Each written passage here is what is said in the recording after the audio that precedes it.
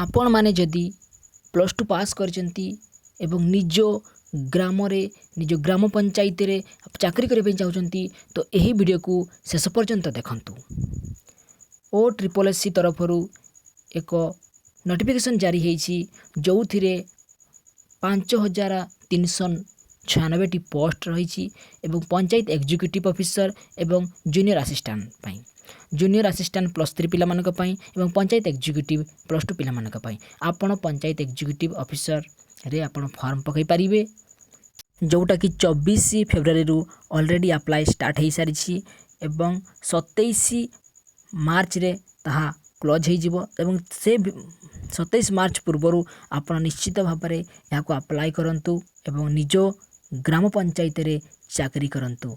यदि वीडियोटी भल लगी तो निश्चित भाव में लाइक कर दियंतु एवं सांग मानक सहित निश्चित भाव में शेयर कर दियंतु। Thank you for watching this video.